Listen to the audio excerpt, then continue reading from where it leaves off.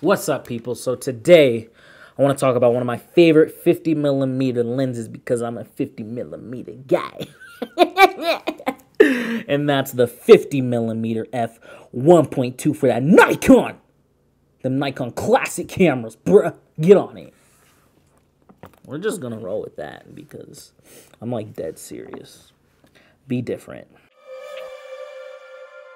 So I've had this lens for about 2 years now, I believe. I've actually owned this lens twice. So I had it back in 2016, I believe, and now it's like 2019. I'm not sure why I sold it though, but love this lens for multiple reasons. One, the biggest one that's obvious, the most obvious, is the 1.2 aperture, and I love that because it's just very versatile in low light situations. So if you're just in environments where it's late in the evening or something and you're shooting indoors, you just have that ability to open up the lens just as wide as possible to this 1.2 and drop your shutter speed down to like a 15th to 30th or 60th of a second, which is really as low as I go. But yeah, you only have like that one source of light or just a few little sources of light available. Just having that flexibility with this lens just makes it so worth it if you like to shoot indoors a lot and you like to shoot like in the evenings or something a lot. Another thing that I like about this camera is it has a nice clicky aperture. It goes from 1.2 all the way down to 16. And I'm not sure if you're able to hear that on the mic, but yeah, nice clicky aperture, and then it has a very smooth focusing ring. But yeah, this lens is absolutely adorable. It's actually a pretty hefty lens. It's not like super heavy or anything. Well, I'm not sure like in terms of like kilograms how heavy it is, but if you just look at that, the back and the front of this lens, just the glass inside this thing is, oh my gosh, you can feel it, and you can just tell like when you open this thing up straight out of the box or whatever, if you buy it off of eBay, you can tell like this is some good glass inside of here. So yeah, it's a really good lens. Another thing about this lens is the bokeh. I usually like to shoot things around like a f8, 5.6, maybe 4-ish, but usually 5.6, 8 is kind of like where I like to live with my like film photography. And then again, when I'm shooting like indoors or late at night or something, or just like in a low lit area, I like to open it down to 1.2 because obviously why not? Like, why would you buy this lens and not shoot at 1.2? I mean, there's advantages and disadvantages to it, but one of the advantages is just like the incredible bokeh. I'm not sure if I have any photos that I'll try and like show, but yeah, that the bokeh, the kind of sharpness even down at 1.2 is absolutely amazing. It's not like the most sharp thing you'll ever see because you just have that such short shallow depth of field. You know, not your whole photo is obviously not in focus, but like the little part that is, if you expose it right and you don't have like too much camera shake from your shutter, your hands or whatever, it's absolutely amazing. So some of the disadvantages of shooting at 1.2, like I was saying, is that shallow depth of field, because your reach, your length, your focus length distance is so short. You don't really have too much room for error.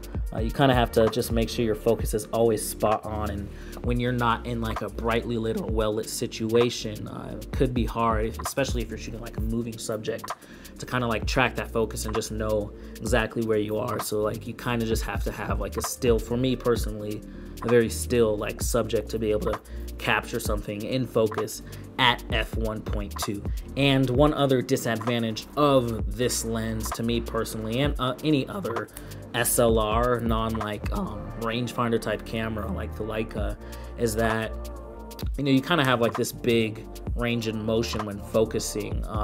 With my M6, obviously you don't have that much range of focus. You can kind of just like nudge your finger back and forth and you're either at infinity or just like the close distance focus. So those are the two only disadvantages I would say to this lens. Other than that, I think it's an absolutely amazing lens.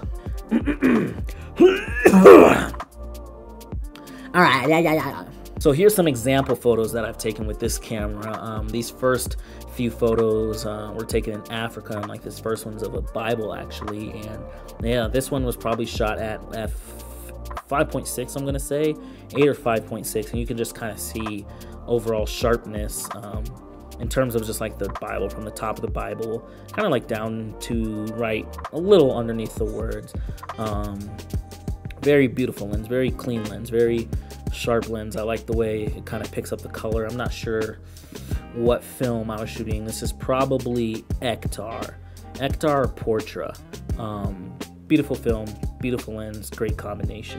This next photo is one that I took inside a vehicle. So like in the foreground there, that's my dad's knee, and then you know the subject of the photo is like this little poor beggar boy, I guess, knocking on the window asking for money, and you can see like the people in the background and everything, but they're not too out of focus. This was probably an F4 or 5.6 photo. I'm not 100% sure, but definitely not like the 1.2, because I don't think it would be that sharp.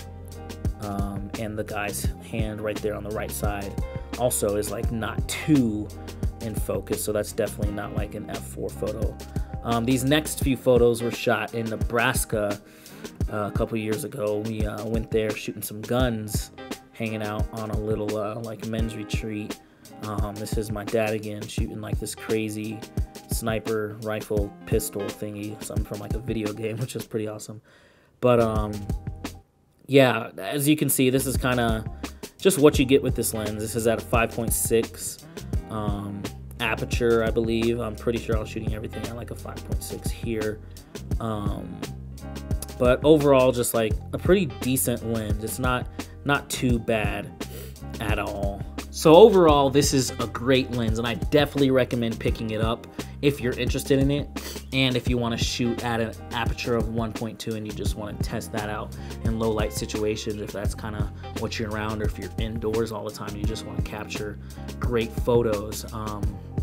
Definitely recommend this.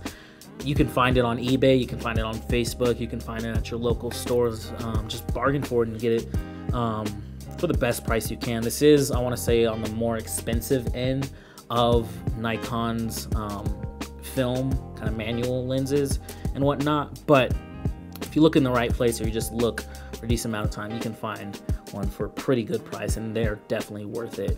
For me personally, it's not my favorite 50mm. I like the 50mm Voigtlander on my Leica, because, you know.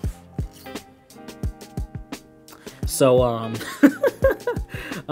yeah, if you're interested, definitely pick it up. And it's also one more thing. It's a little weighty. This camera has a lot of like front weight, obviously, because of the lens. It's definitely not a light lens, not a light carry, which is why I like carrying around the 50mm and the Leica more. It's just more well-balanced kind of kit. Carrying this around all day, or just having it hanging on your side, kind of pulling on your neck, you know, it's not the most comfortable of situations, but hey, you do get absolutely beautiful and amazing photos from it. So thanks for watching this video. I hope you enjoyed it. I have a lot more to come, so if you'd like, please subscribe and hit that bell so that you can be notified each time I upload a video. Until next time, see ya.